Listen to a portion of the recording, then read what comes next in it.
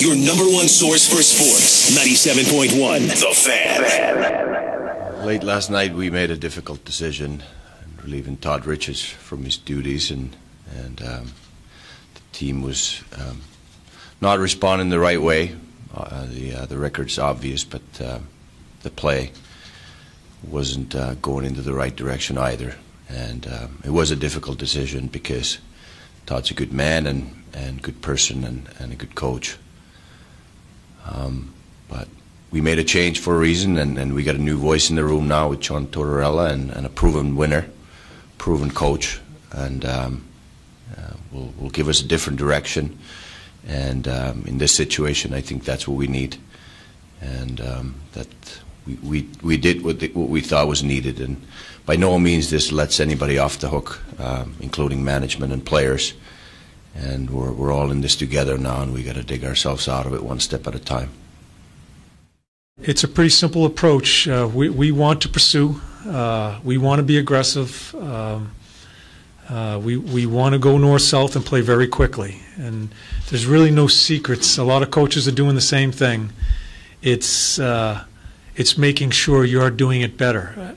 One thing about how we want to try to go about it, we're going to spend time how we play. I don't want to spend a lot of time on what other teams are doing. I think it's important that we get our identity back. I started an identity last year when this team finished up last year, and that's what we want to try to get back to. So it's about us, not so much about what's going on with other teams, if that answers your question. We have a lot of good coaches in-house, and we have some experience there, and I think that the one thing that I've said about our coaches, Brad Larson, is a guy that we feel that someday will be a head coach in the NHL, and Craig Hartsburg's done it before, and he's got a lot of experience. We just felt that we needed a different voice out from outside of our organization. What I did in my year off, and year plus, you do. You look at yourself. You get to look at other coaches. You get to look at other teams.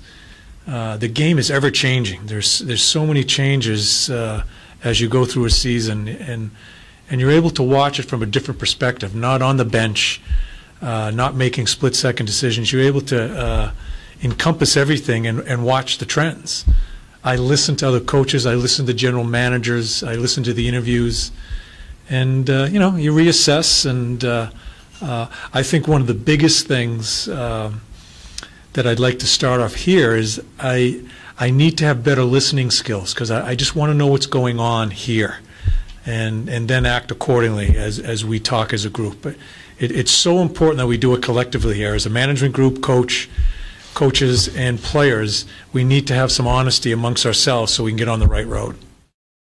Well, we're here every day to evaluate that, and if there's an opportunity to make our team better, we will make that decision. There's no question about it. But people seem to think that it's easy to make trades or easy to add good players to your team, and I can assure you that it isn't. It's very hard. People that teams that have their good players, they're not usually willing to trade them, and maybe under the cap world sometimes you get an opportunity to do that, but not very often. And that's why I keep saying that drafting players and developing players is really the only, I don't know if it's easy way, but the only way that you can access to good players without giving up too much or getting into blowing up your team trying to get somebody to help you. It's hard to reach in your pocket and say, here's some confidence. It has to come through just some good things happening. And, you've been around the game long enough. As quickly as it went this way, it can come back the other way. And it was one of the initial things when I addressed the team today is embrace it.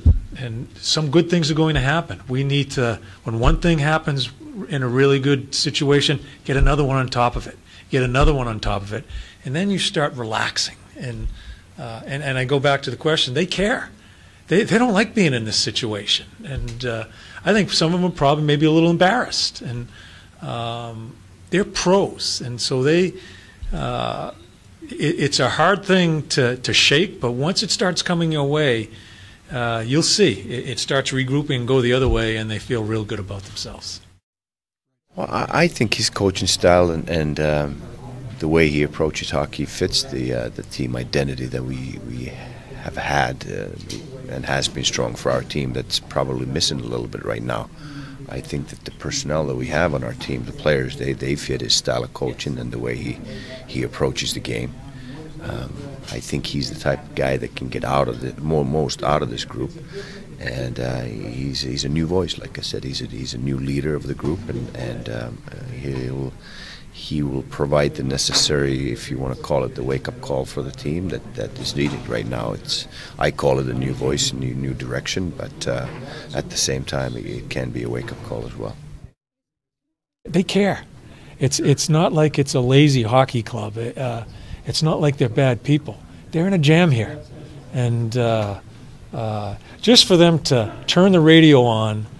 And I'm not sure if they have a hard hat here or not. I haven't gone that deep yet into the locker room. But just to be able to turn the radio on after a game and listen to their music and hoot and holler, it does wonders for the athlete. And no matter how old and how young they are, that's why they play, is to compete and then get the end goal of accomplishing what you want to do that night and enjoy it with your teammates. And they haven't been able to do that this year. So it would be huge for them. It's such a small fraternity. You know, there's a lot of players, but you still know there's a number of players I know in there. Doobie and I in New York, we spent a lot of time together. I had him at a different stage in his career when he was a young kid. We went through the process, him and I, some good things, some bad things. But that was it was my first meeting today, was sitting down with Doobie when I got into the building here, and he's it was so good to see him.